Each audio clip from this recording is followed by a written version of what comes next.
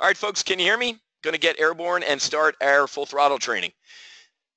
Thumbs up, good to go. All right, guys, let's go ahead and get airborne. Extremely fired up. A couple minutes, I'm going to introduce our volatility arbitrage trader, Doug Robertson, and he's going to give you a sample of the full throttle training you're going to get once you grab your slot. Actually, the slide's wrong. Like I said, Steve from Yakima, Washington, has an annual offensive slot, so welcome aboard, Steve. And these are going to keep going throughout the night once you meet Doug, and then obviously we'll get with Doug tomorrow morning at 0900, and then he and I are going to debrief on Friday about 1.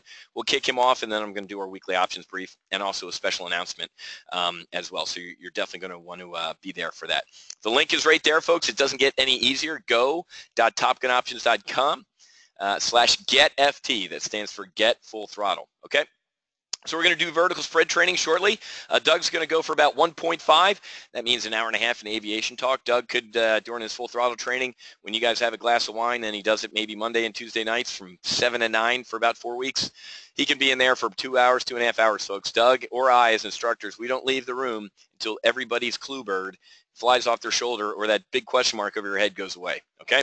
Tonight, and the briefs that I've been doing up until tonight, like I said, if you don't feel like you've been drinking from a fire hose a little bit, we're not doing our job, okay? You're literally getting to eavesdrop in on Top Gun Options normal flight operations during a week, and we really don't throttle back just to because you guys are walking around the squadron. We're doing ops normal, so you should feel a little bit like, holy crap, these guys are they know what they're doing, and we do.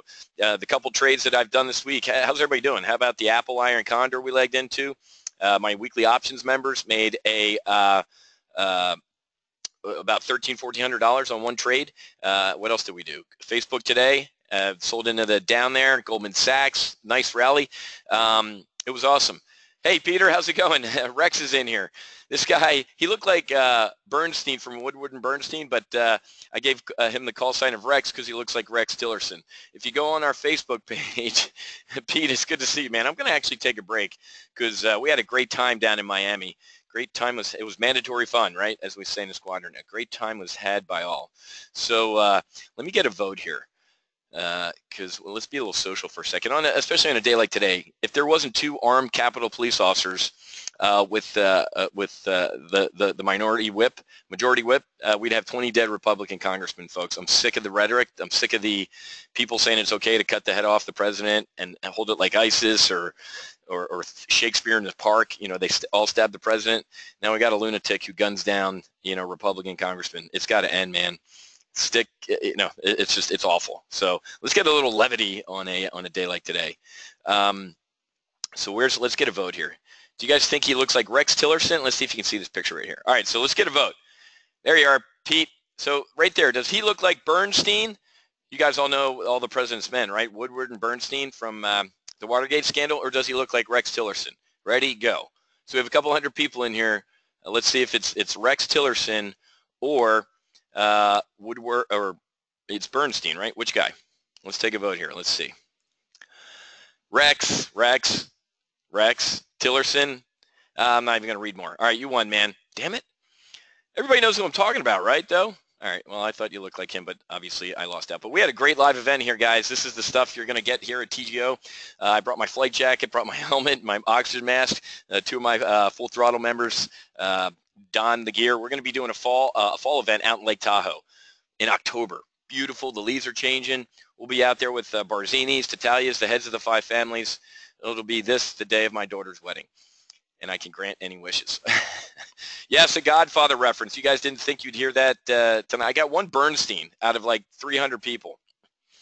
I'm weak. All right, guys, we've knocked out, thank you, our welcome aboard brief. The PLTB, we did a Goldman Sachs long call diagonal, the protective put. We did an Apple Iron Condor that I think is up $500. It can make about 3 or 4 grand in a couple weeks. We did AR this afternoon. I did a Facebook bull put spread. Looking good. Love that one. We opened up slots. They started to go fast. Tonight, you're going to meet Doug in a couple minutes. He's going to give you a sample of vertical spread training.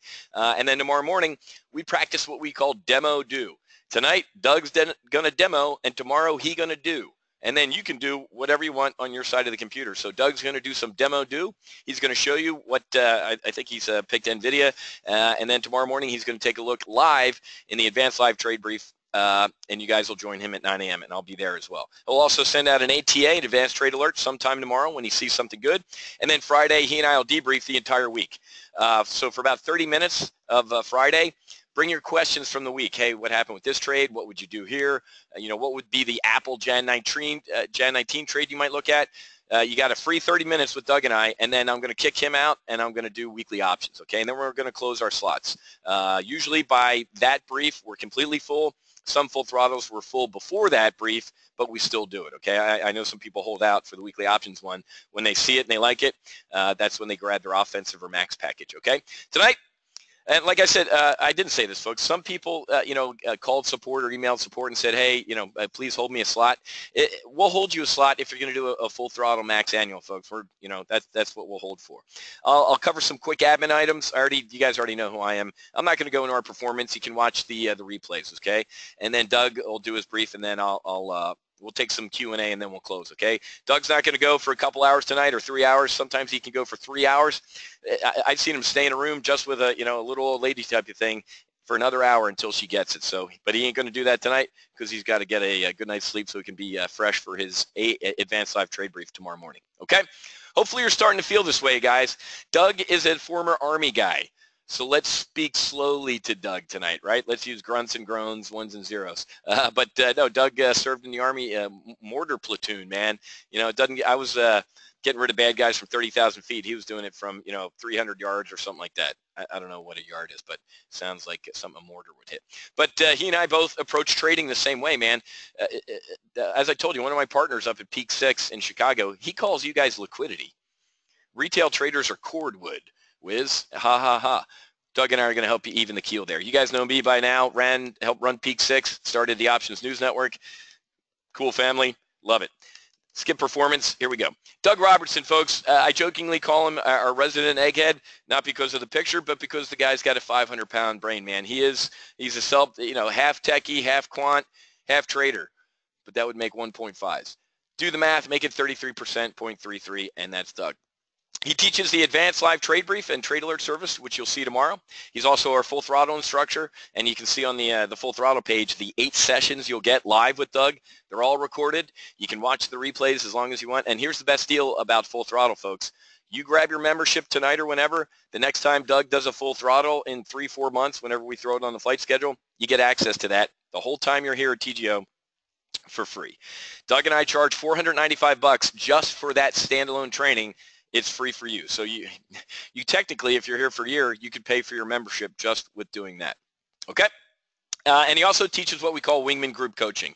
We'll talk about that down the road. It's a small, tight-knit group of maybe 7 to 10 traders who have some one-on-one coaching with Doug and also a group session. Think of it as a mini hedge fund with Doug kind of as, what's his name? Ken Griffin from Citadel. That's what he does. He can talk about that some other time. He's a vol arb trader, folks. He's a quant. When he was up in Chicago working down the street from where I was, he was swinging about $500 million in trades a day. Yeah, that's not a misprint, man. And also was the director of European trading. He also kind of threw in some flip-flops and did some trading down in the islands as well, which is awesome because literally, first of all, this thing has more computing power than the Apollo program, and obviously you can trade from anywhere. So Doug, like I did the smart thing, hopped up, moved to Beverly and out of Chicago. No offense to anybody from Chicago's on here, but you can keep the winners, man. And he also runs a small fund here down here in South Florida for obviously accredited investors, which we can't really talk about. You can talk to Doug about that on his own. Tomorrow morning, you'll be with Doug. He sends out an alert. After the live trade brief, he sends out an advanced trade alert. He is your earnings guy, man. He plays that implied vol rise, the vol crush. He's like a pig in stuff around earnings. So he's got a lot of good stuff to talk to us about, okay? And like I said, you want to know why you don't trade VIX or VXX, or you want to talk for 8 hours about the Greeks, this is your man. So as you can see, 2 different styles of trading. Doug and I both at the end of the day want to shoot down MiGs. We're both going to fly and fight our jet a little bit differently, but we both want to see a fireball down range at the end of the day, okay? So he's going to show you how he maximizes risk and or minimizes risk, manages it, and maximizes gains, and I'm going to throw it over to Doug. So over to you, my friend. I'm going to get out of your way, and then I'll come back on when you're doing questions, Doug. Over to you, my friend. Sounds good. Thank you very much. Let's see here. Okay. All right. Hey, welcome everybody. This is another thing for me, by the way. I am not normally the one on the camera, so whenever he pulls me into this promo and puts me on the camera, it's always a fun one. So, for those of you in my regular sessions, here I am. This is what I look like. Please don't be scared off. Don't let the children run out of the room. It's fine. So we are going to be talking about vertical spreads today, and we're talking about full throttle. Now, I'm just going to give you a little intro to what full throttle is. We do a lot of in-depth, deep dives into how and why options work. Now, what I'm going to show you tonight is a piece of, let me see, this is session number 3, I believe 3. Before you've gotten here, we've already talked about trade planning, how to understand and figure out what good trade opportunities are. We've dug deep into the Greek, so we know the language that we're working with here. We understand what we're dealing with well before we even get to this point. Now tonight, this one is the first of our tactics classes. This is a basic one. This is probably one of the bread and butter tactics you have as traders. It's one of the first things that almost everybody dives into when they start trading, because it's a natural thing. People come from a trading world where they're doing stocks, where they're doing futures, where they're doing currencies. It's directional. Now, options, we're not limited like that. And that's one of the things I love. But when you start, you think in terms of direction. Vertical spreads are one of your most powerful directional tools. But you've got to understand some of the nuances of how they work well, and figure out some of the different pieces. Now, I'm going to take a quick little break just because I'm always really curious about this. Before we get going here, we get a ton of people in the room. Really just like to take a quick survey in the question box. You guys mind if you just type in, where are you from? I've already seen Graham, who's a longtime friend of ours here. Been with us for a long, long time. Good to see you, Graham, and he's from Australia. Let's see, Germany. Thomas, what part of Germany are you from? Memphis, San Jose, Raleigh, Bellevue, Florida. Okay, not terribly far from here. Vancouver, Canada, Detroit. All right, so far Graham is winning for the furthest away. Has anybody beaten Graham on Australia? Yeah, let's see. Loveland, Colorado, beautiful countryside. Columbia, South Carolina. All right. Sydney. There we go, Amy. All right. New Jersey. That's a world away from Florida, just in a different way. Watching from London. Chicago. Debbie. Yes. Used to be up in Irving Park. I was at the very north end of the Brown line. God, have I done my best to forget that commute every morning. All right, well, cool. This is nice. Good to see everybody from all over the world here. It's always fun for me to ask that question, just because I'm curious to who the heck I'm talking to and who's out there. Now, second question for everybody. How many of you have traded vertical spreads? Who here has traded vertical spreads? Bull put spreads, bear call spreads, bull call spreads, bear put spreads. Yes, yes, yes. Anybody brand new to these? Just say, I'm new, not I. Okay, Hitesh? Okay. Vertical spreads are one of the most commonly used tools of especially new traders. Now, when I say that they're a commonly used tool of a new trader, do not for 1 second believe that that means that they're a novice tool or a bad tool. They're not. They're an outstanding tool. They allow you to make money when a stock price moves. When you've got a direction going on, they can be created as a nice, high probability, solid profit trade. So these are excellent trades, but there's a lot of little details that you have to be paying attention to that can help you win or lose in these trades. A lot of thought that goes into certain parts of it. Now, when we do the vertical spread training, the full-on training, we take our time, we go through step by step all the pieces of the trade. I can't do that tonight. So what I'm going to try to do is I'm going to skim over the kind of academic background stuff that we will go into deeply in the live session. And then we're going to dive into some of the more fun stuff, which is putting together some trades in the platform, and I'm going to walk you through some of the things that I think about and I want to understand as I am working on a trade. So in our vertical spread training, what we would be getting into. Basic questions. What are verticals? Verticals are two-legged option strategies. Actually, you can do more legs if you want, but typically two-legged option strategies with different strike prices, but the same expiration date. So I'm buying a put and selling a put. I'm buying a call and selling a call, and I'm creating this position that changes value as the stock either moves up or down. Some of the basic concepts or the basic names that you're going to hear on these things. Bear call spreads.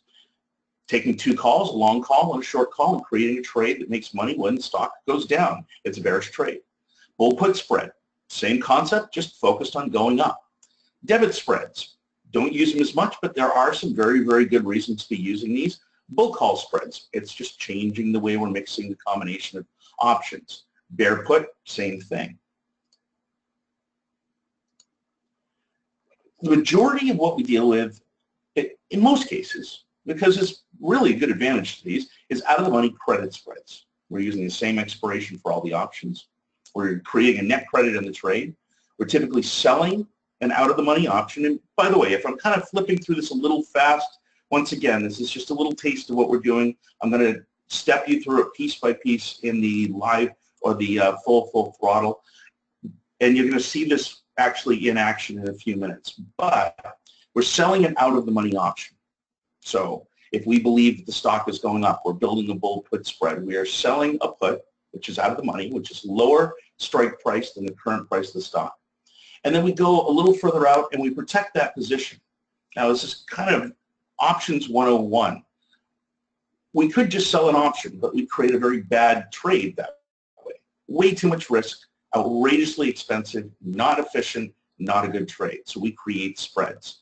By doing a short option and a long option in combination, we suddenly change the dynamic of the trade.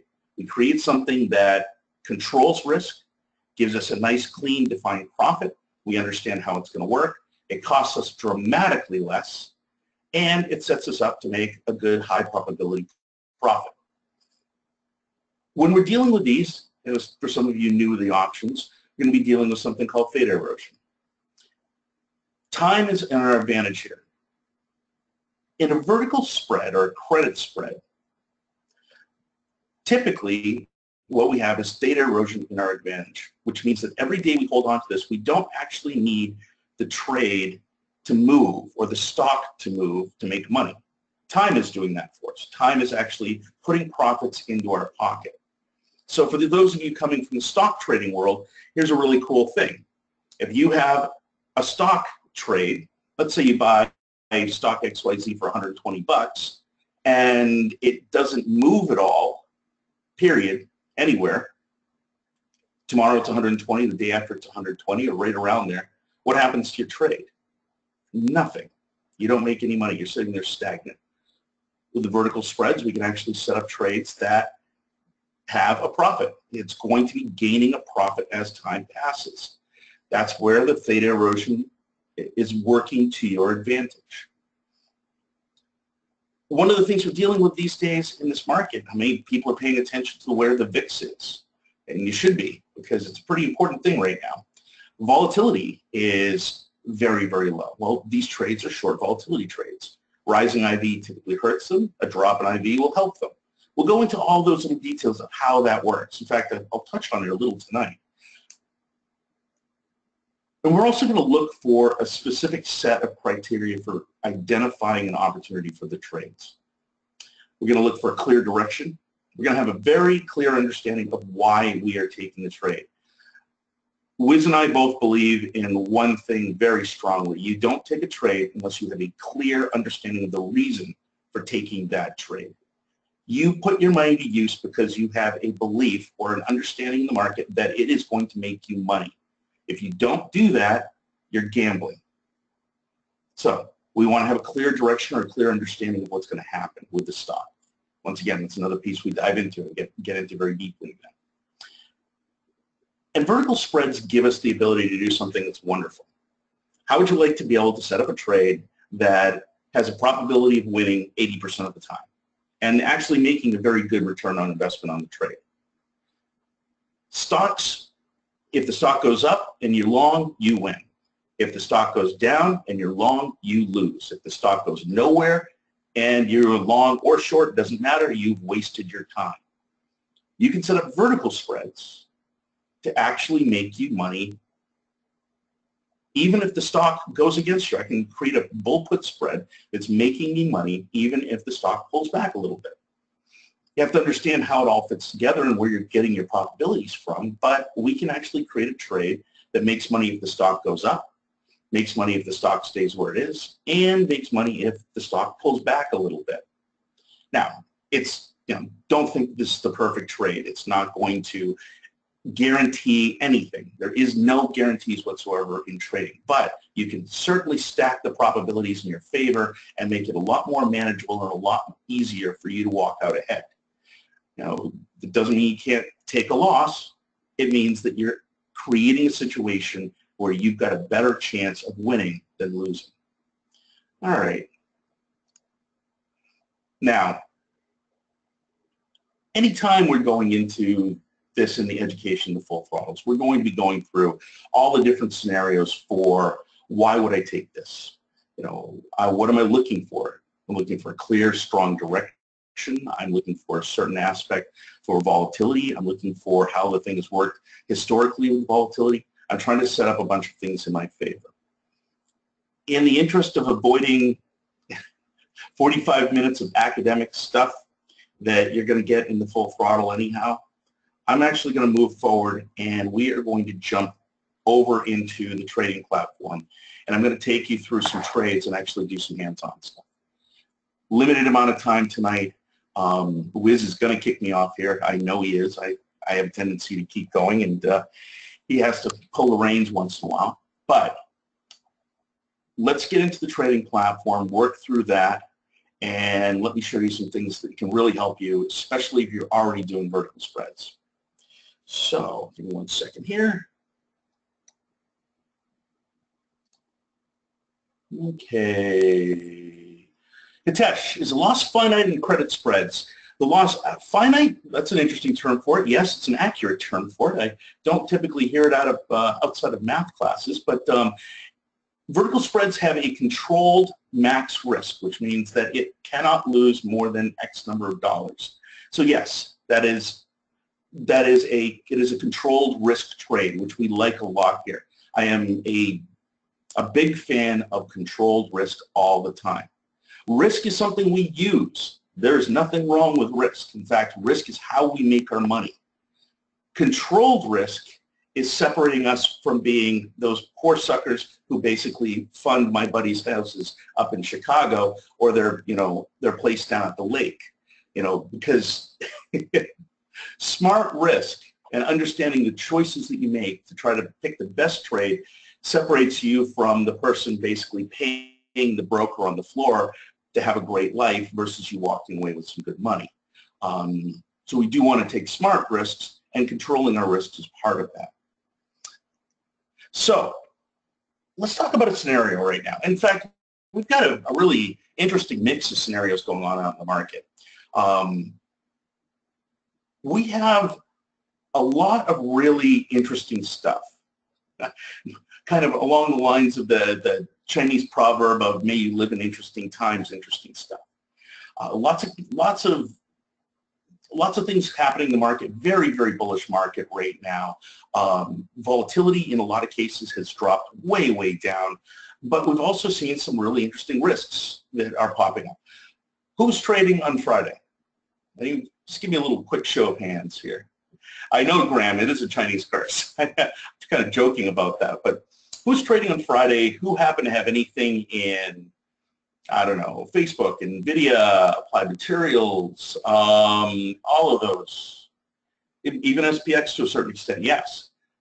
I mean, Amazon, there we go, Mike. Yeah, that was a good ride, wasn't it, Mike? NVIDIA, there you go, Charles. We've got some interesting things going on out there right now, and we are seeing some risks popping up and some uncertainty that's happening out there. And I think we're going to see more of that. We're going to want to figure out how to control those and play around with those to make them, to work out better in our favor. Now, I'm going to walk through a scenario on NVIDIA right now. I'm also going to compare it to something else really quick, just so that I can kind of show off some things. In fact, I'm going to leave that for a little bit. Let's take step by step from the beginning and then go from there. NVIDIA has been an amazingly strong symbol, and there's a good reason for it. Their business is doing great. The GPU processors that they create, for anybody who doesn't realize it, NVIDIA is one of the companies, in fact, the biggest and strongest company that makes all of the chip components for the graphics cards, for tons of stuff. Your computer has them, your tablets have them, just about everything out there is using these chips. But that is not the cool thing about NVIDIA. NVIDIA's graphics controller chips also have something in them called a GPU. It was originally designed to basically do super, super fast math so that kids could play video games where it felt like you were in the middle of a war battle and you were shooting everybody. All right, that was their goal originally to do this. Along came different technologies, and they suddenly realized that these GPUs are amazing tools for artificial intelligence calculations. And that right there is one of the things that's driving NVIDIA. Their CUDA processors and their GPU processing systems are being used extensively for artificial intelligence calculations. And that is one of the next big markets out there. We'll see what happens. I mean, I've seen lots of hype about AI for a long time, but we are seeing a massive push in that. It's one of the things, not just the fact that they have some of the best graphics cards out there, but that's also one of the things driving NVIDIA.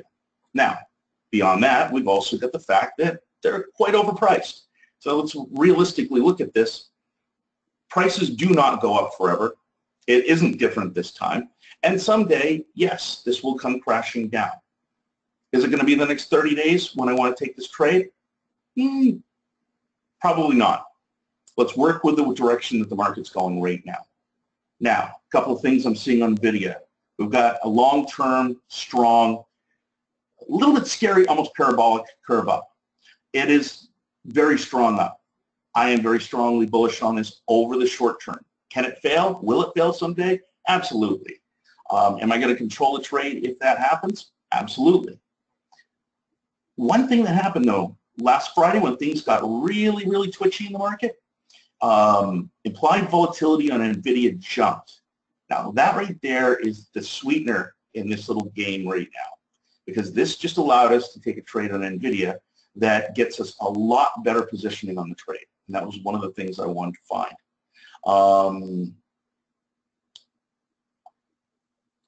So that right there basically moved NVIDIA out of the pack of all the other symbols that are bullish but have extremely low IV right now into something that I can play with for a vertical spread. Now, I'm going to set this up. I'm going to show you the comparison to another trade in a few minutes. Alta. Now, look at this. Alta has a beautiful chart. It is nice, strong, consistent, not varying too much from the general path it's on. Also, a bit overpriced. But there's a problem with Alta. Alta has an implied volatility that is extremely low. And I'll show you what that means after we set up our first trade in NVIDIA. Because then I can actually compare it side by side and show you why one of these is a good idea for a vertical spread and why the other one's not necessarily a good idea for a vertical spread. We can take it in a totally different way. I wouldn't touch it with a vertical spread. So jump back to NVIDIA. Quick little survey. For those of you who trade vertical spreads, what is your typical time frame? What time, do you do weeklies? Do you do 2 weeks? Do you do monthlies? Do you do 6 years? Negative 60 days, Thomas. That's amazing. I've never been able to do a negative day trade. I'm assuming 60 days. That's 45 days, 2 weeks, 2 weeks, weekly, 1 to 3 weeks. We're getting a good mix. Okay, that's good. Less than 2 weeks. Now, here comes the hard question. For all of you who just gave me an answer, think about this. Why do you do the amount of time that you do? And what's the difference between the times? So what's the difference between a short time credit spread and a long period of time? Theta, premium, time decay?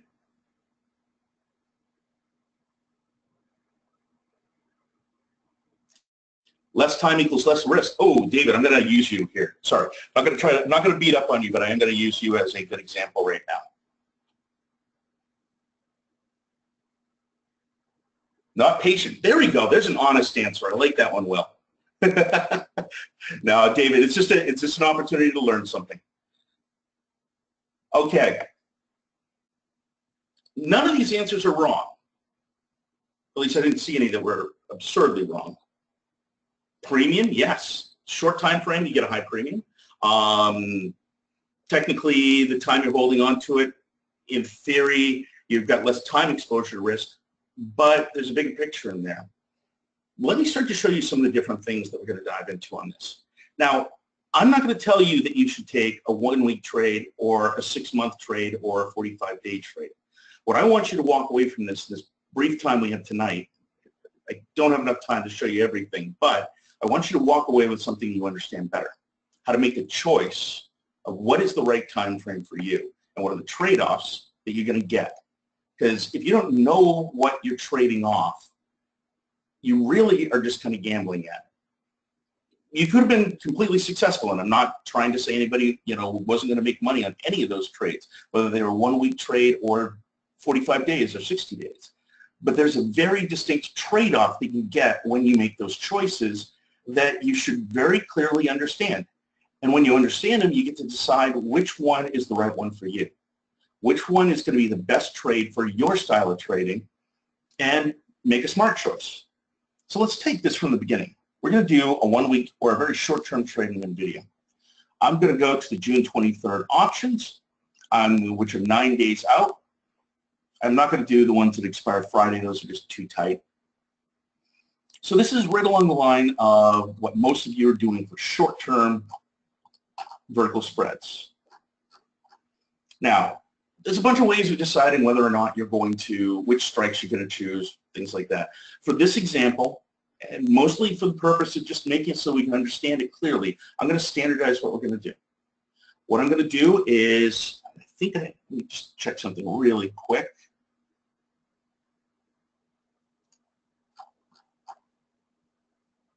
Okay, I do some flexibility on this. Good. All right. I'm going to use June 23rd, and I'm going to use a 20 delta to pick out my short spread. Basically, I'm going to try to get as close to a 20 delta as I possibly can. A little bit of wiggle room, you're never going to land on it perfectly.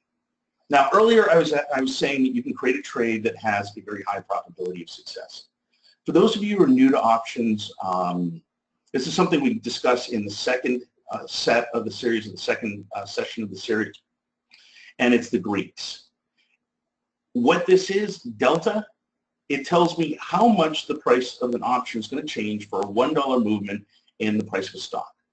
But it also tells me something very, very important, because this number right here is also very deeply based on what is the probability of the stock being beyond this price at the expiration of the option. So another way for me to read a delta of 21 is that I have a 21% chance that NVIDIA, now let me be real clear here, based on the pricing of the options, that's an extremely important piece to have in there. Based on the pricing of the options, I have a 21% chance that the stock price is going to be below 141 at the expiration of these options. Flip that around, it means I have a 79% chance of it being above that price. Now, the reason I pointed out based on the pricing of the options, and we're going to get into this a lot in the classroom, options are almost always overpriced. The guys who sell these options do not sell them at a price that is completely neutral to the market. They want to make a profit. They've got to pay for their house. They've got to pay for their car. They've got to pay for the vacation down to the lake, and they like that. So they're trying to make money. And most of the time, selling the option is generally the advantage in the market. That's actually what we're about to do. So in fact, this 21% chance of failure is probably elevated and more likely less than that. I'm going to take a short 141 strike. And for this particular little test, I am just going to use a pretty simple, let's see here. In this case, I'm going to use a $3 spread. Now, we go in pretty deep as to why we would take different spreads, what a tight spread means for you, what a wide spread means for you. What it really comes down to is the tighter the spread you get, the higher the return on investment, the more leverage you have in the trade. But the flip side is the trade fails faster if the stock moves, and it is more affected by commissions. So you have some trade-offs there. If you go wider, commissions mean less to you. The trade or the stock has to move further to cause cause that max loss. It's a slower failure. So we want to try to find a good balance between those two things. In this case, it puts me at a 141 strike short put, a 138 strike long put, both expiring on June 23rd, and I have my first bull put spread. Let's see here.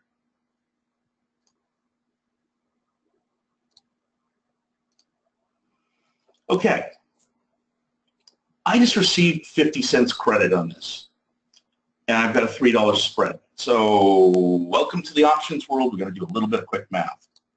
I want to figure out how much money I'm going to make on this thing, what the max profit is. The most I can actually take home is the 50-cent credit.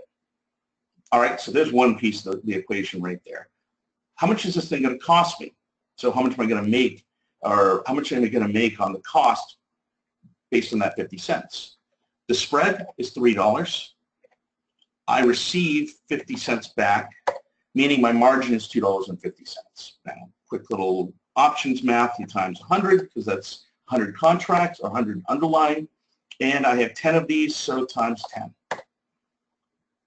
I have a margin cost of $2,500. Great. I have the potential of making a max profit of $500. So $500 divided by 2,500, I can make 20%. All right, now I got to do one more quick little step to make sure that this is an apples to apples comparison and I can understand what I'm actually doing here. 20%, how many days is it going to take me to do that? Because one of the most important things you have to do as a trader is use your money wisely. Your money is your tool. It's just like a plumber. I have my tools. I have to use them wisely. I have to use my resources wisely to make myself more money. So what do I really care about? Not the fact that I can make 20%. That's great. I'd love to make 20% in 9 days. Outstanding trade, actually. But how well am I using my money to make money? So if I'm going to spend $2,500 and I'm making 20% return on that over 9 days, what's actually happening is I am making 2.2% per day. So let's keep that number actually written down. Now, you can't just look at the trade from the wonderful profit side of things, because who here would like to make 20% in 9 days? Rick, Delta does change every day, and it is a varying number based on time erosion and things like that. But at that moment you're looking at it, it is actually the estimate of the probability from that moment to the expiration of what's the probability of you being in the money and out of the money. So it is a useful thing there. But you're not wrong. Yep. So the other piece that we have to look at this, yeah, 20% in 9 days, damn right, it's great. It is very good. But we can't look at trades that way, okay? And this is where I always start to, get into little problems where somebody says, oh, the risk-reward ratio or other such things. Because trades do not have two parts. They have three. I have time, I have profit potential, I have risk, all right? So we have to ask ourselves, honestly and truly, what is the risk that we're taking in this trade? And is the amount of money that we're being paid worth taking that risk? That is a absolutely fundamental question you should ask yourself every single time you take an options trade. Now, is there a quick little formula you can figure that out? But no, not really easy. But if you keep training yourself to think about that, am I being paid enough to make the risk that I'm taking worth it in this trade? It's a fundamental thing you should ask yourself every single time. Train yourself to think about, train yourself to kind of dive into and dig into and learn from and understand. Because answering that question better and better makes you a better trader. It's going to allow you to make decisions that are smart decisions, use your money well, avoid risks, put more money in your pocket. Am I being paid well enough to take the risk that is inherent in this trade? So what is the risk in this trade? That's where we're going to get into. Now, I'm going to give you one more truism in the market. You don't get anything for free. Or let me see, any old Larry Niven fans here, the TNAFL, there ain't no such thing as a free lunch. Which basically means that if you're being paid a large amount of money, and 2.2% per day is an exceptionally large amount of money for a trade, you better know where the risk is, because it's there. The market doesn't give that money to you. You earn it because you understand the risks and you understand how to manage it. So let's dig in. And so let's dig in and find out where the risk in this trade is and why it's important. And then we're going to start playing with this and go in different time frames and fiddle around with it and see if we can make that risk go away in a way that we're comfortable with it. And learn how to make the choice between what is the right trade, a short-term trade that's very aggressive or long-term trade. Okay, David, you're doing really, really simplistic math, which doesn't quite work out. A quick question for you.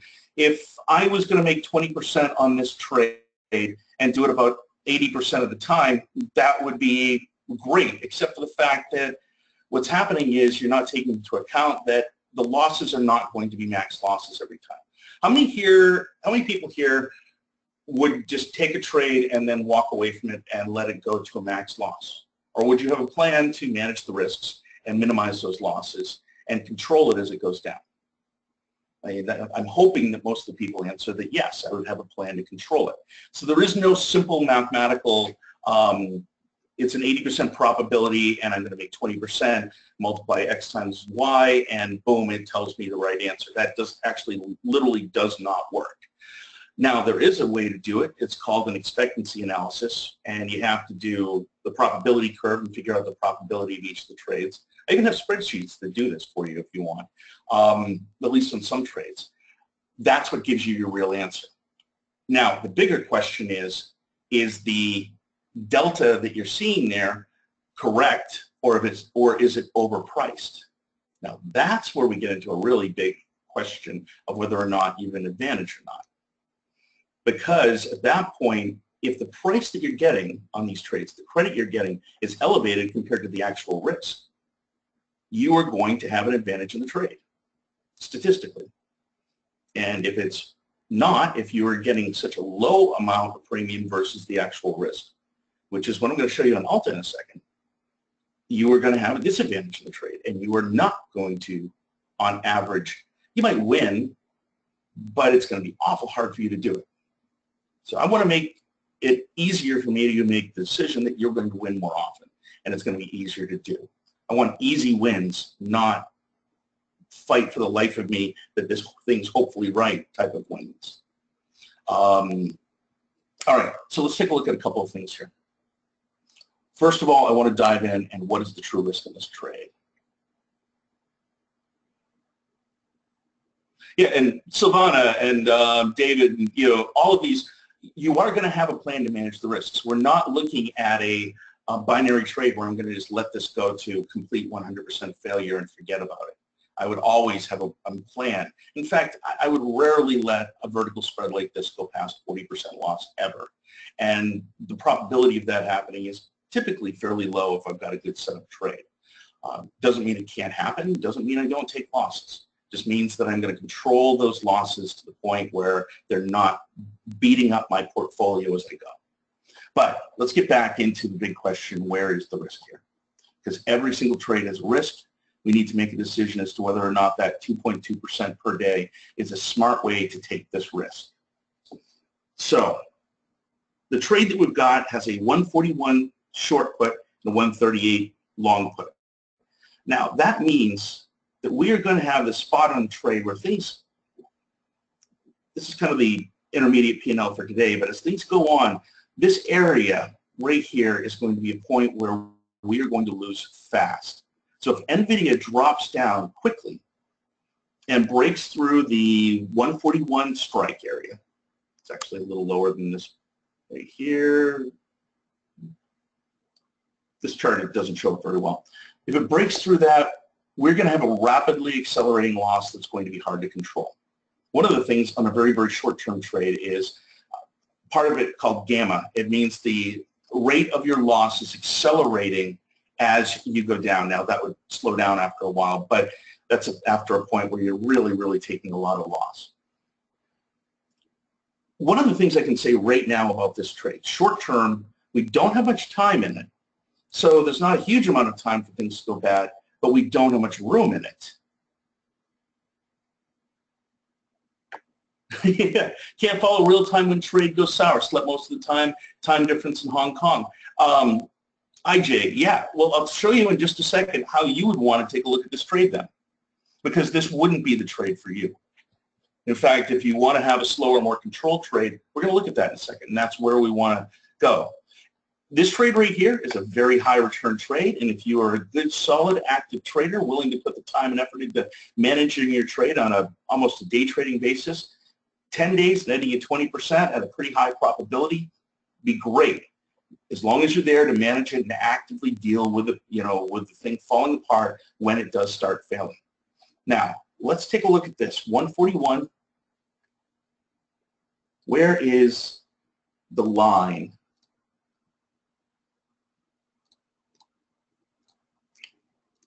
I always like to look at this. This is kind of what I jokingly refer to as a sniff test on a trade.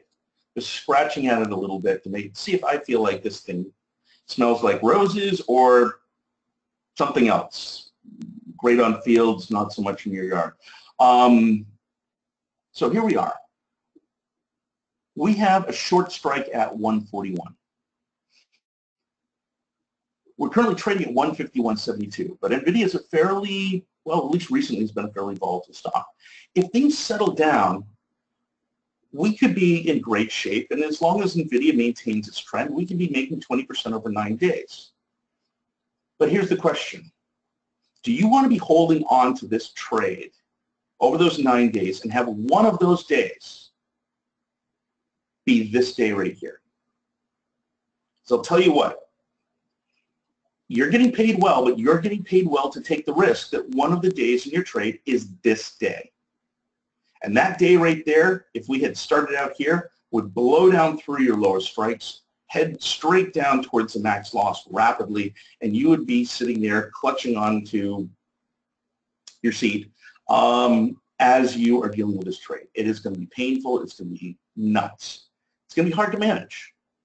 Now, as I said, if you're a great day trader, if you're going to be right there on top of your trades, this is a trade that pays you more to take it. But it's paying you that because you are taking a very, very specific, difficult to manage risk, which deserves a higher payout. Is there a chance that that won't happen? Absolutely. There's a ton of chance that this is going to be 20% in 9 days and you walk away with a bunch of money in your pocket. And shooting for that 2.2% a day, great target. Let's play around with some ideas on maybe doing this a little different though. Silvani, you feel like you have a lot of those these days. Yeah, it's one of those markets. And honestly, This hasn't even been that bad for these whipsaws. We will have a point in the future. I don't know what day it's going to be, but in the future we are going to have a point where the market is going to get very, very chaotic. Let me warn you about something. We're coming into the summertime, and everybody thinks that the summertime is slow and boring, which it is. You know, the fact is the summertime is when all the big traders are pretty much heading down to the Hamptons. They're heading out to their, place on Lake Michigan. They're doing all this different stuff, and they leave the junior guys in charge. And they tell them one thing: don't mess with the buttons unless this happens. So what happens is liquidity in the markets dries up. Bid-ask spreads get wider, and things are kind of sluggish and a little bit boring, except for the day it isn't. And the day it isn't, you have a bunch of junior guys with no liquidity to trade against, radically trying to chase after exits to prevent a major loss from happening, and you get massive, quick, fast whipsaws. That's summertime trading. Now, if we have that, we want to have more room here. So let's go take a look at another way to do this. I'm going to jump out into the future. In fact, I'm going to go to July 28th. And I'm going to take effectively the same trade.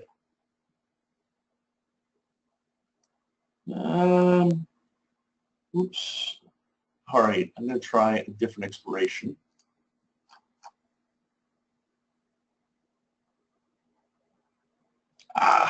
Man. $5 spreads have changed the strikes on me.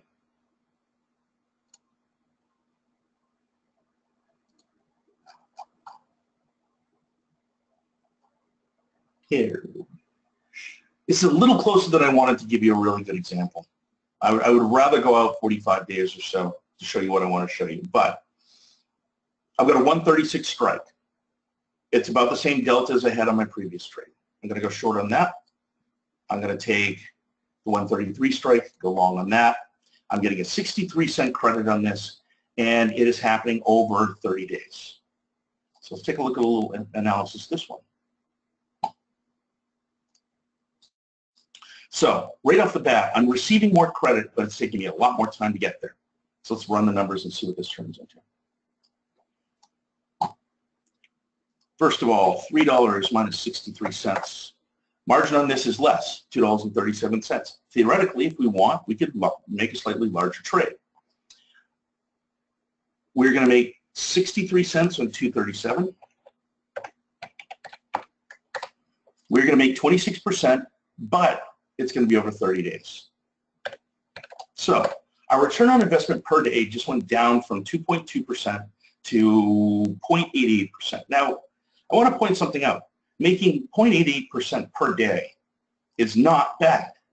If I did that for a year, that's a 323% return. So don't start thinking that that's a horrible trade. That's a great trade. It's an outstanding trade. It's just going to be structured a little differently, and it's a lot slower. Now, this is where people start falling into the fallacy of thinking that just because I have a trade that expires on, let's see here, July 14th, I'm going to hold it till July 14th. I'm not going to. Why would I?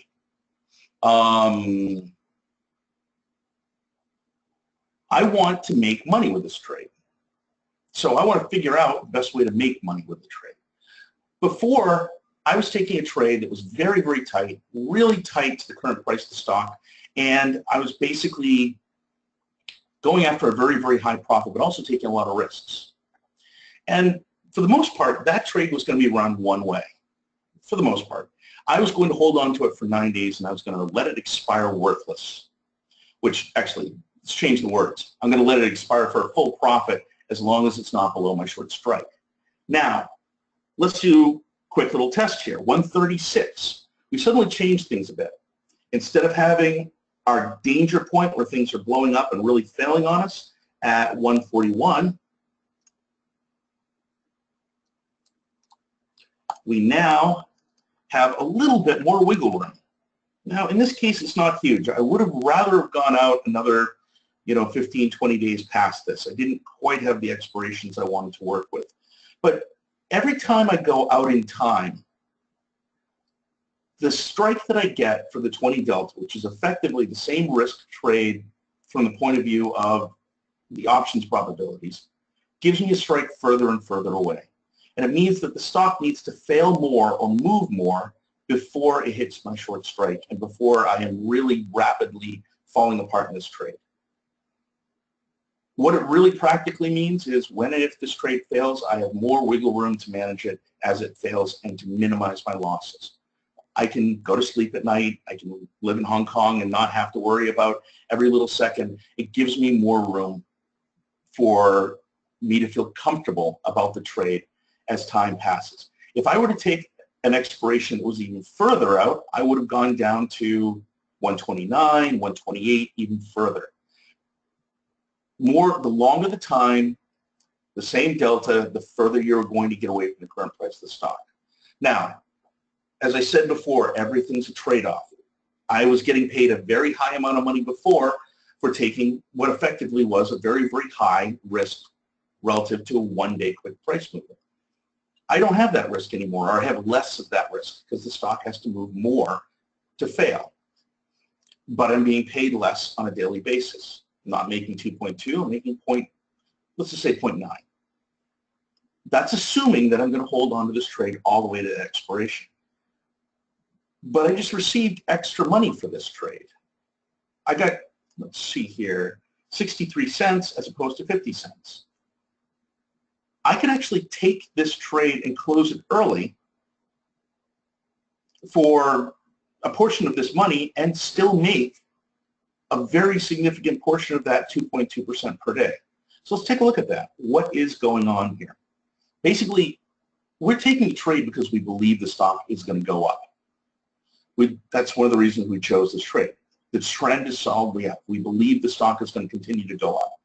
And NVIDIA right now is going up fairly quickly. So as that happens, the stock price is going to move here, and we are going to have the P&L of the trade increase towards our max profit out here. By the way, I wouldn't necessarily take this 10 contracts. I'd scale it up to the right size for my account. I would put on a bunch of other, different things like stop losses and risk controls, manage it in a bunch of different ways. But for right now, let's just look at the fact that as the stock moves up, we are going to be getting more and more profits. Now, there's a certain point where if this thing continues to move up, let's just take a look at the general trend.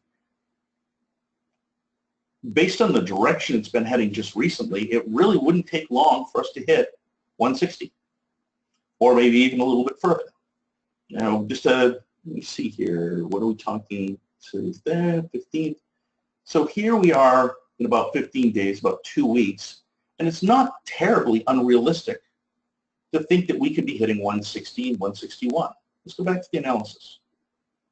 So here we are up about 160, 161-ish. And time has passed. Watch the purple line here. It's the intermediate P&L. As it changed the time, theta erosion is going to help out our trade. It's going to be making us money.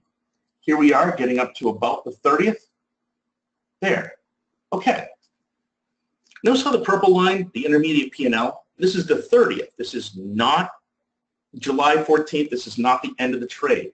If we had this thing moving up, even to 160, we would be at about 80% or more, maybe even 90% of the max profit of this trade. So the only remaining profit would be this little tiny bit here. Why the heck would I leave that on? So if I just change my mindset a little bit, I can have a trade that I am making a very, very good profit on, probably over 20%. Let's say we close this out at 10 cents. I've made 53 cents on a $2.37 margin. So let's see what that actually says. 53 cents on 237, which is 22%, but it took me a little bit longer, 14, 15 days to get there. And I am making 1.5% per day. Now, it's not as high as that 2.2% that I was making for that super short-term but highly risky trade, but it's far less risky, a lot more manageable, and a very practical trade to do, especially if you can't sit in front of the computer every day. So there's a trade-off. There's a decision-making going on here. Do you want to actively trade and get that actually extra little tiny bit of profit with a risk that you're going to have to manage a pretty chaotically failing trade? Or do you want to have more comfort in the trade and take and use a little bit longer set of strikes with the expectation that you're going to close the trade down early when you hit a profit target? Not saying that we're going to take the July 14th expiration with the plan of holding it to July 14th. We're taking it with the plan of getting out early with the stock price moving in the right direction. So if we believe the stock is going up, why don't we build a trade that takes advantage of that, but at the same time give us a little more wiggle room if the stock goes down and fails? So these are the trade-offs we got to get. These are the things you really want to understand as you're working with these, because it allows you to create a safer trade, more controllable trade that fits your trading style better. That's what you really want to do. You want to find one that, you know, the trade that fits your lifestyle. If you're not going to be in front of the computer every minute of the day, don't take the trade that's going to fail over 5 or 10 minutes. Take the trade that's going to be more controllable and slower. Now, I wish I had the options to show you, but if I had gone out further, this effect is actually even stronger if I go further out. I only went from 10 days out to 30 days out. I could go 45, I could go 60. There's other considerations to play with. Do we have an earnings announcement? You don't want to put these over those. Totally different trades to use in those situations. Do you have chaotic events? Is there a high-risk situation in the market? All kinds of things to consider. But this gives us a tool for creating a different style of a trade that basically makes it easier for us to make money. What would the break-even price be, Rick? Well, it depends on the day, but the break-even price on this at expiration would be 135.40. Considering we're currently trading at 149.61, that's pretty good. that's let's see, $14.21 drop before you hit break-even. And then I will warn you, though, at that point, you are at a very, very steep slope for failure. So if it moved even a small amount past that, you will be losing money very quickly. If you were near the expiration of this trade, I would expect us to be managing it before we hit the 136 strike, just to avoid that extra risk. Tasty Trade says the general sweet spot for a spread is around 40 days out and take 50% of your profits when given. Do I agree? No, I think that is a horrible oversimplification of things. There are so many things that affect that. That's a great rule of thumb, and I'm not, Sosnoff is a smart guy, and I've got all kinds of respect for him, but no, it's a horrendous oversimplification of things. Those are the types of rules that encourage you to not learn what you're doing, and I don't like them. So I'm not saying that it is that he probably didn't have good reasons for saying it, but it is absolutely not an absolute rule that it will give you your best play all the time. There's some of the things, Bill, let me explain some of the things that could affect that.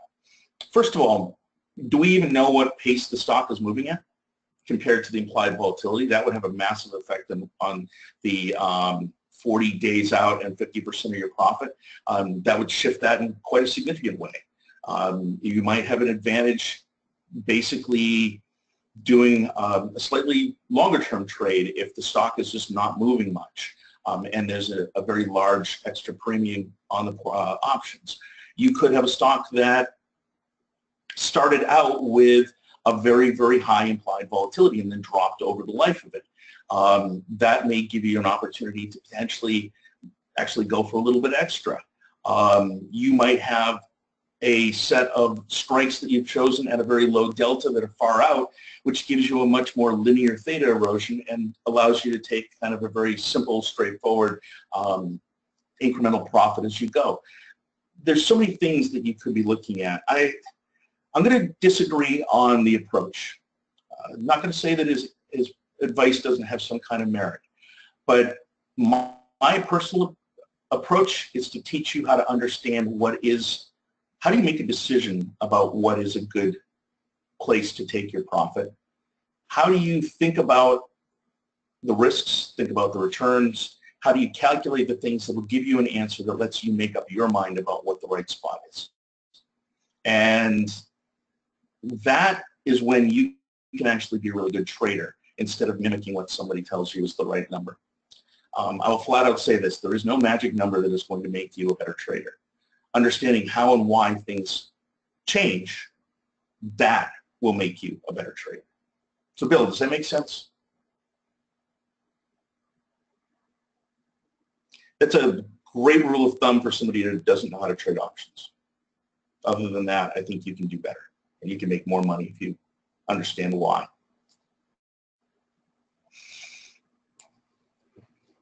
Well, remember, I did not say that short-term trades are wrong. They have extremely high amounts of profitability. So let's take a look at this. If you have a portfolio or long-term trading experience, you're trading for years, and you take a lot of short-term trades, and you're appropriately using those as part of your portfolio, and you're good, you're willing to put the time and effort into managing those trades. Honestly, on average, those are going to make you a little bit more profits on average. So they're good trades. But what I'm saying is that not everybody wants to put the time and effort in on those. And by the way, I do think that those have a very good spot in a part of your portfolio. And I think that's actually what Wiz says. So pay attention to those details. They're a great spot in part of your portfolio because they can make you really good high returns over short periods of time. But they are a more actively managed trade if you want to control your risks. They are a trade that is going to require a little bit more intensity. You're getting paid for the work you're doing. Some people are not interested in taking that trade, or they want to have something that's a little slower. I call them graceful failures that are a little bit more controllable. There is no one trade out there that is the right trade. There is matching up the situation and the opportunity with the way you personally are good at managing your portfolios and your personal goals, and finding the sweet spot there for you. And that's a big part of it, because I can teach you one way to do a trade, and some of you that'll be a great trade for. I can teach you another way. For some people, that'll be a great trade for. There's going to be a huge portion of the people who are going to get absolutely frustrated with that, or they're going to get exasperated because it's too much active risk. What we want to do is show you the actual way to evaluate the different points and say, this is my spot. This is my sweet spot, and get the right trade for your portfolio. Do you want to have the chance for a really high return over a period of time, but take the chance that you're going to have a greater variability up and down in your portfolio? Or are you the type of person who wants to narrow the variance of the portfolio, give up a little bit of their long-term profitability, not necessarily a lot, but use it to control the trade, the portfolio of results, so that you have more consistent results? There's no one answer to that, but everybody does have an answer for themselves. So that's what we're going to do. Now, we do have all kinds of, Jim, no, of course I don't set an exit order when you place the trade. Well, okay, a lot of times we will do that, but as a convenience for an opportunity.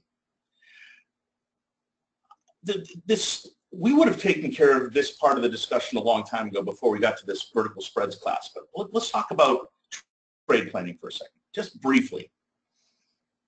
Very, very fundamental things. First of all, every single trade we take has a reason to exist. Now, I'm going to stress that very strongly because people don't internalize that and understand it until a lot later in the game than they should. I'd like to have people understand that early. Every single trade we take has a reason to exist. That reason to exist is what makes you money. Stop losses do not make you money. Profit targets do not make you money. The reason the trade exists, well thought out, well identified opportunity makes you money. So what is a profit target and what is a stop loss? They're risk management tools, which is nothing wrong with that. We want to control risk. What they really do is they trade off overall return on investment, long run, versus reducing that variability of the ups and downs in your portfolio. The tighter the stop loss I take, the more often I hit it. I take a lot of small losses. It reduces the variation in my portfolio, but it also reduces my long-term profitability. Super aggressive profit targets, great. They're wonderful when we win, but they're harder to hit. They give us more opportunities to lose. We trade off those things. So we do put those into place to control our trading. We understand exactly what we're doing with the trading about controlling our risks. But within that, we're also thinking about the trade. We're understanding the trade, and we're always evaluating it against that fundamental idea. What was the reason we took this trade for? Why does this trade exist? And it's pretty funny to see how many people will put on a trade and then have the reason for the trade to exist go away completely, but leave the trade in. It's not trading anymore. It's not a trade. It's gambling. It's literally just putting your money down on black and hoping it comes up. You're hoping that it works. What I mean by that is if we've got something in a long-term solid trend, and while I'm in the trade, news comes out that changes people's opinion of the stock in the market. Well, the reason for my trade just went away. Do I leave my money in that trade? No, I close it. Even if I've got a small profit, even if I've got a small loss, I walk away, I use my money someplace else where I have a clear reason to exist. So all of the things that you normally expect in a trade, we do. We have profit targets, we have stop losses, we have all of those things, but built into this, we also are managing the trade from the point of view of, is this trade going to continue to make us money? Is this trade have a reason to be in our portfolio because it's going to make us a profit from today forward? I'm not talking about total. I'm talking about from the moment we're at right now into the future, is it going to continue to make me money? If I can't say yes, the trade goes away. Alan, probability of touching is part of your decision making. It's not a bad concept, but I'll tell you something that is fundamentally flawed in that. Alan, where are you getting that number from? Just a quick question for you. The probability of touching. Are you getting it from your brokerage platform?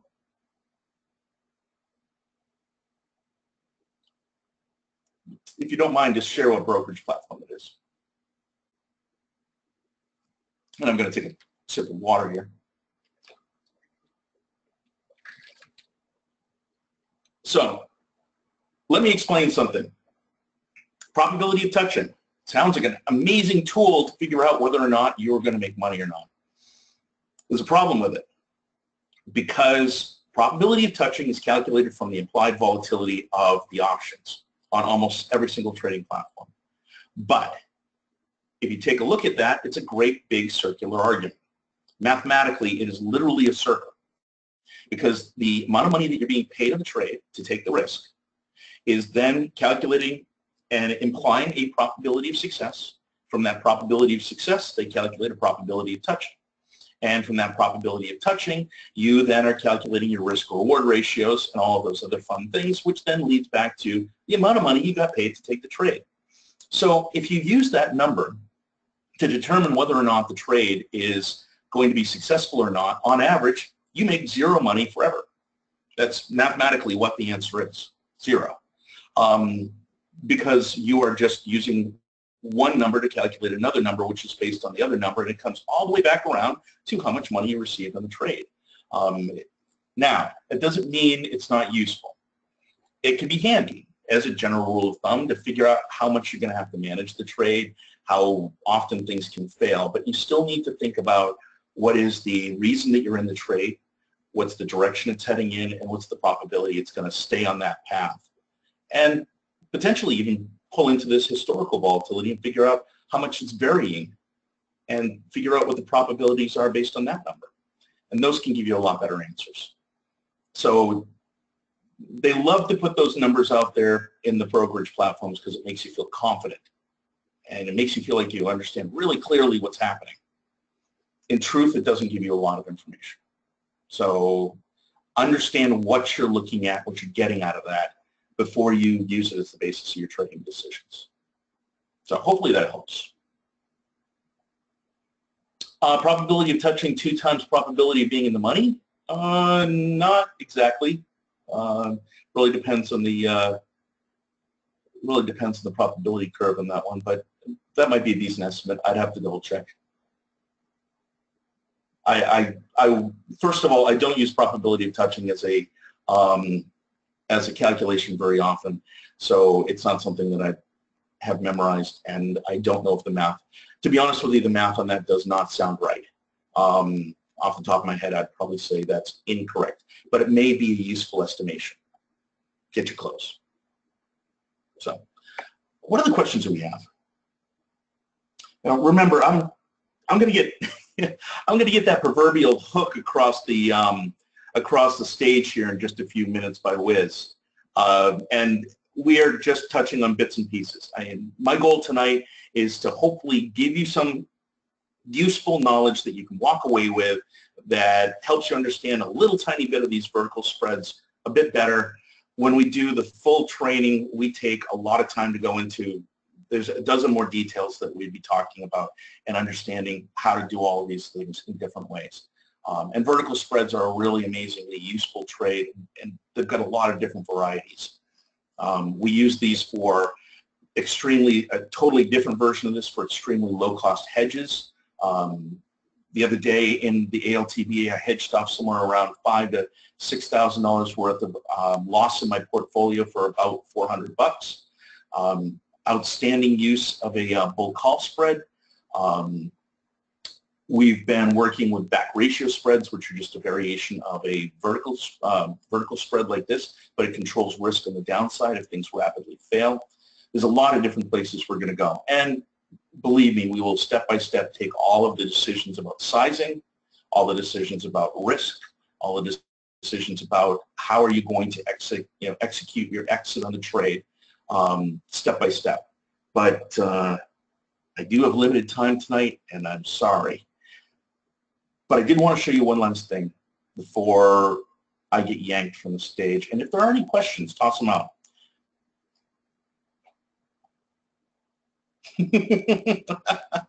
Well, David, I appreciate that. I'll tell you what. Tomorrow morning, my ALTB, we've got some fun stuff coming up. I'm working through these tonight, trying to do all my prep work. I think I've got 2 to 3 solid trades that we're going to try to pump out in the ALTB tomorrow, and you're going to see some other things that should be really interesting to you. Hopefully get you thinking on stuff. So 9 o'clock tomorrow morning, ALTB, you're going to get a second taste of this. But I've got a boss here who is going to definitely say, you got to stop. So let's take a couple of quick things. I want to answer a few last questions. I want to show you one other thing as a comparison of NVIDIA versus Alta, and then we're going to wrap it up. Does the defensive track of the program mean only long-term trades?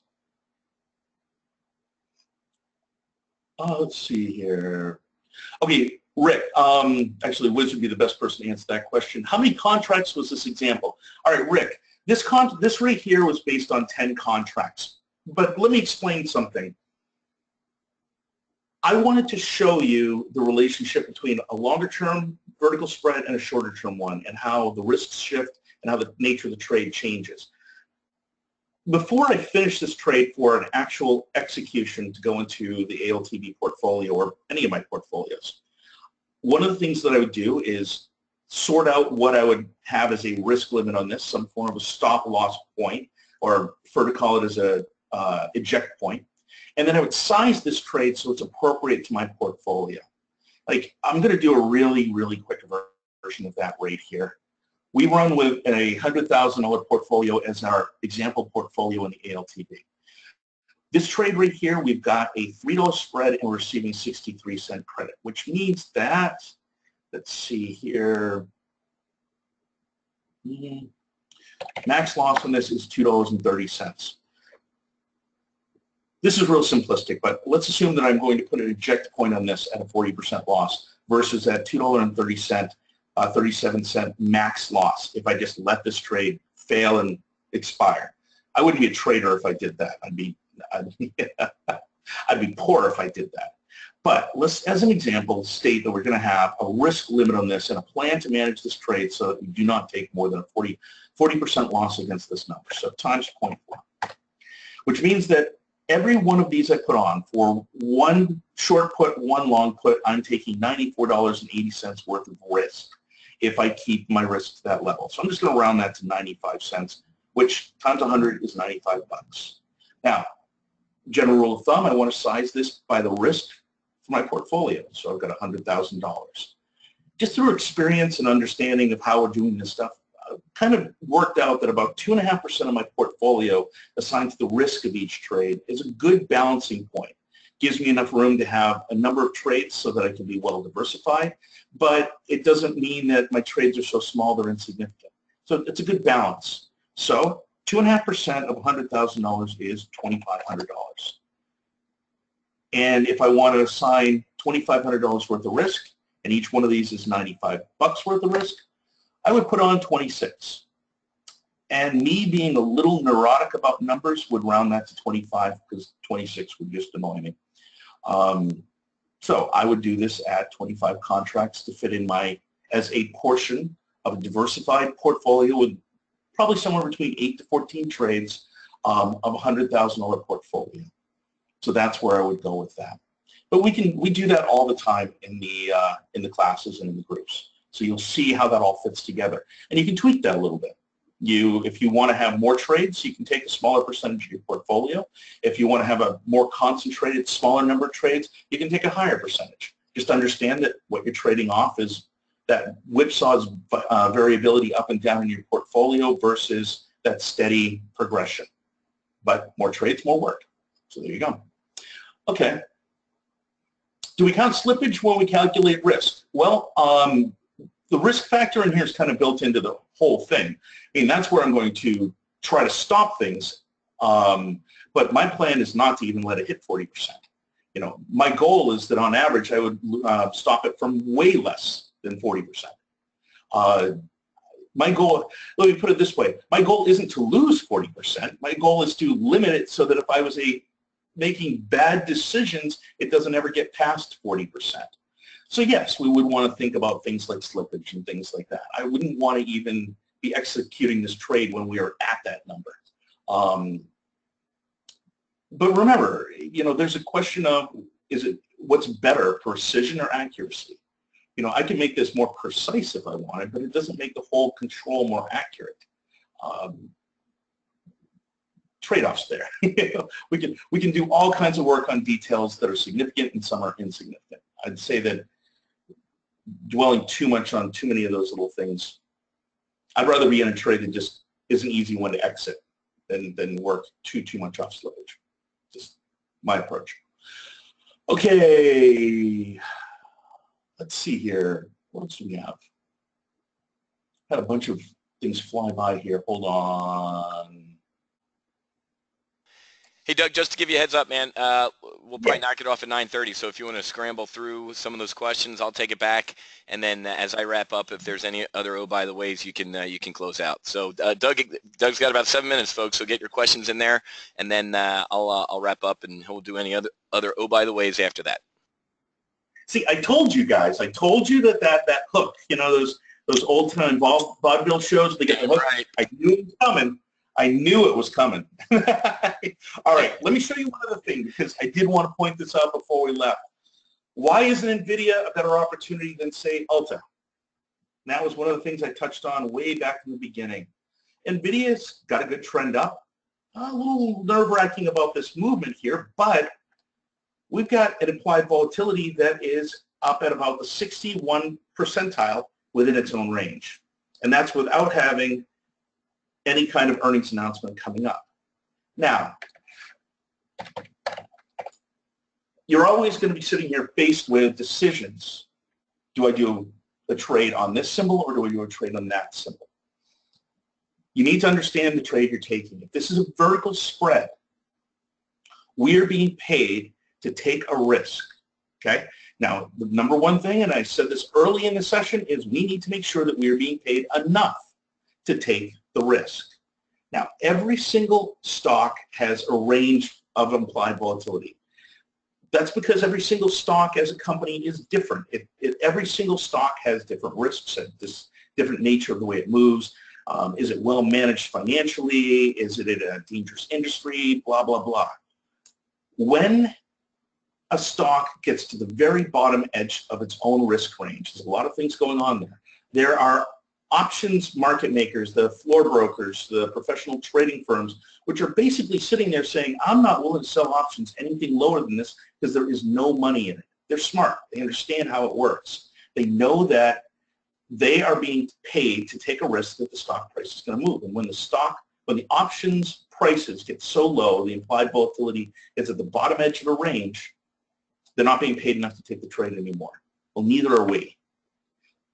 Because the implied volatility is so low right now in Alta, if I set up that same vertical spread, what happens is my strikes, even on options that expire a fair distance out in the future, are going to be very, very close to the current price of Alta based on how much this stock moves.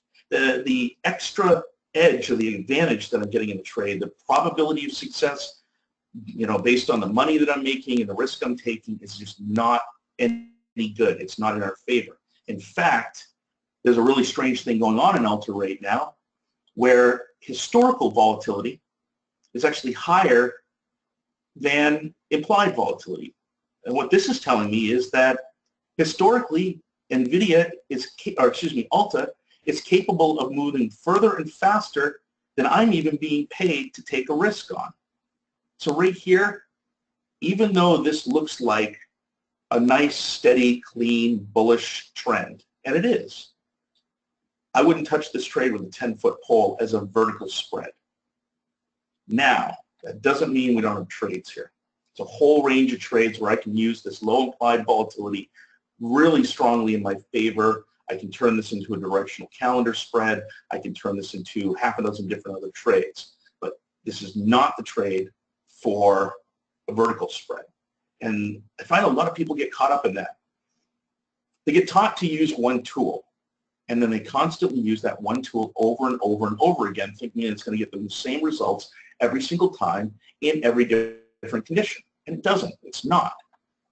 We got to be careful right now. There are a lot of situations that are not vertical spread trades, but they are some great trades in other forms. Calendar spreads, back ratios, tons of different forms. We want to pick them out and we want to know which one's which. So as we go through the full throttle series, what we're doing is we're covering a whole series of different styles of tactics and helping you understand exactly what tactic applies to what situation. I can do a directional trade using a calendar on Alta that gets me a huge advantage because of a volatility change, which would have gotten killed if I had done a vertical spread. So there we go. I just wanted to show you a quick little thing to take a look at there and realize that not all vertical spreads are the same, even though a lot of times they look like it's a good opportunity. All right. 2 minutes, Wiz. I think I shaved it pretty close there. You got it. Yeah, exactly. Use my hammer, Brett. That is it. If you only have, if all you have is a hammer, everything is a nail. We need to get you by that because there's a lot of money in the market that you're missing, or worse yet, creating a risk for yourself because you're not using the right tool. All right. Sorry, Wiz. Didn't mean to jump on you there. Go for it. No, I was just, Brett had a good question. I was going to say, hey, obviously Doug does the demo and he's most likely going to do a lot more of this tomorrow morning. So, all right, guys, I'll tell you what, just give me a couple minutes, and then, Doug, you can kind of watch or answer questions as we go here. And if you see any you want to jump on towards the end here, you can, I'll yield back the floor to you. So, all right, guys. These slides are out of date. I tried to keep up to date while I was sitting here listening to Doug, and I also had to put my daughter Keely to bed, so I missed some of the good stuff there towards the end. But folks, we're in the mid-30s right now. Folks were literally grabbing slots. I was IMing back and forth with some people answering questions. Welcome aboard to all the new members.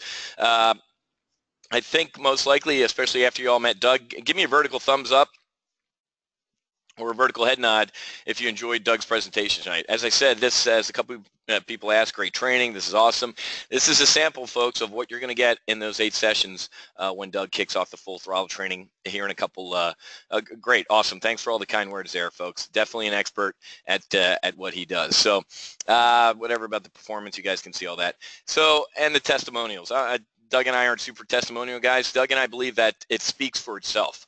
Our methodologies, how we trade, the results will come if you have a good system and a good trading methodology. And oh, by the way, a brain in between your 2 shoulders here. So not going to read all the testimonials, but let's just say that obviously our performance and everything speaks for itself, and we have a lot of happy members here at TGO. So the tracks, like I said, it's funny because again, I'm horrible at pronouncing some names. Somebody said, hey, I have a SWAN strategy, Wiz. Sleep well at night.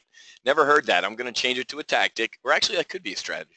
That's higher level. You know what? You were right. I take that back. I apologize. That's a great strategy. Sleep well at night.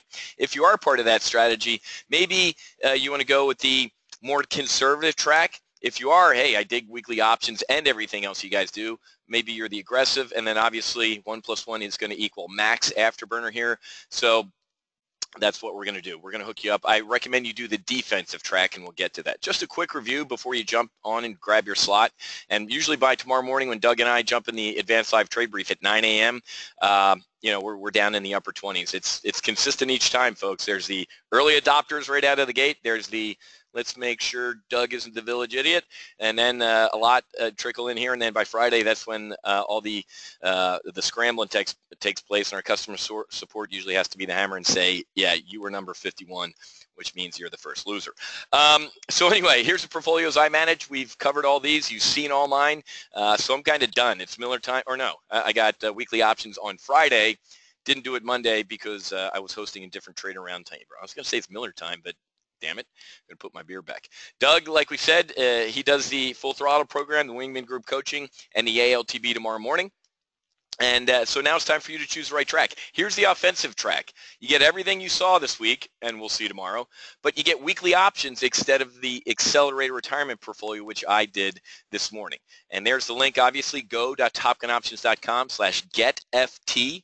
It's pretty easy. Get Full Throttle. So this is you. This is you in your Navy F-18 gunning that Air Force guy in his F-22, putting bullets right down his brain there, right in his mind. Here's the defensive track. You do that SWAN tactic. You sleep well at night. And as I answered a couple questions, you can start off in the defensive track. There's like 3 or 4 of you who have already grabbed defensive tracks. 3 to 4 months from now, whenever you want, give us a call and you can upgrade into offensive or the max, okay? So that's going to be you.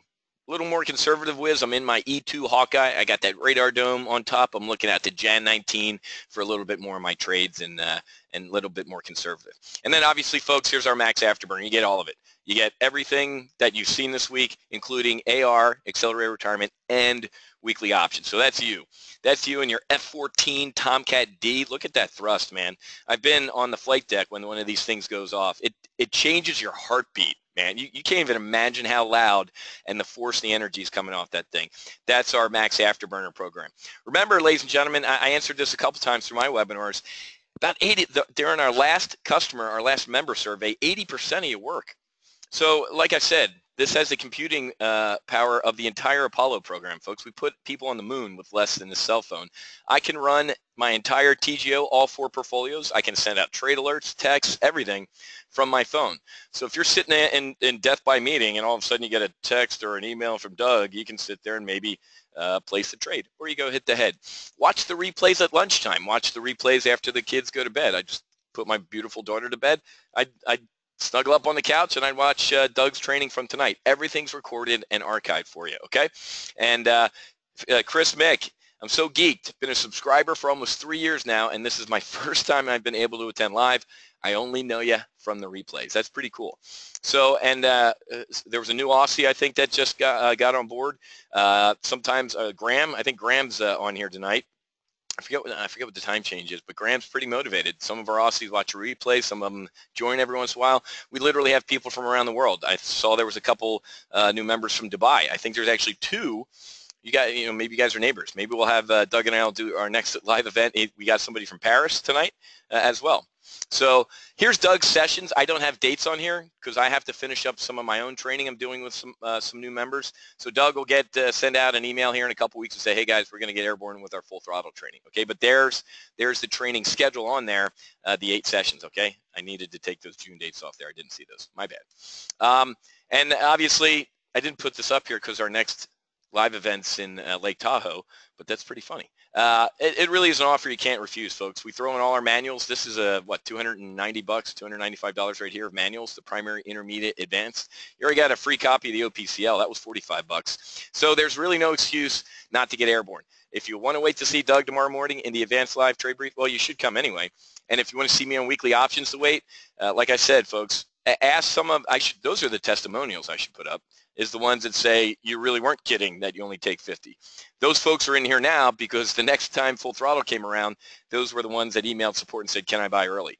We don't do it. Like I said, folks, we fired the gun this afternoon and we're airborne, okay? One of the reasons Doug and I we keep this stuff tight and we don't do this like every month is because we can't handle a zoo. Doug and I, it makes our skin crawl as an instructor, folks, that like Doug says, like I'm seeing all this stuff fly by. It gives me agita, folks. I can't stand it. As an instructor, you never want somebody to leave with a question mark over their head, man, and that's our promise to you. This ain't, you know, the university at UCLA where your political science class, there's 5,000 people in a gym, another gym, and then, you know, remote campuses with one professor. That's awful. Nice, tight, close-knit squadron. Okay? Here's our phone number in case you have any questions, 754-300-1084, or you can shoot an email to support@topgunoptions.com. A lot of phone calls today, so it's probably easier if you have a question to email it because they can get back to those right away because apparently a lot of people are long-winded like moi. All right. Let me just throw the page up here one more time. Here's the replay page. I just put it in the chat box, but here's all the replays. I'm going to stay up for a little bit. I'm going to clear Doug off because he needs his beauty sleep, obviously. And I'll render the replay and get it up here on the page shortly. But here's the page you gotta get on right now to grab your slot. Okay?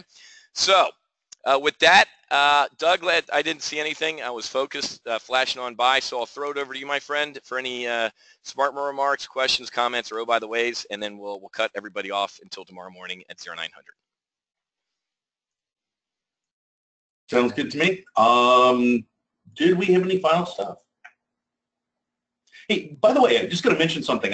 The fact that we've got all these people from around the world that are members here, and it's been pretty cool. Graham, one of my favorites here, has been with us for a long time. He's from Australia, and I've actually had beers with him twice in Florida from him coming over and meeting up and saying hi. So we've got some pretty dedicated people that I thought that was an amazing thing. So Mark from Moscow. Mark came over. He's an American citizen, works over in Moscow. He was over here one time, Doug, and I don't think you can make it, but I had drinks with him down in Lauderdale. Folks, I speak around the U.S., speak around the world.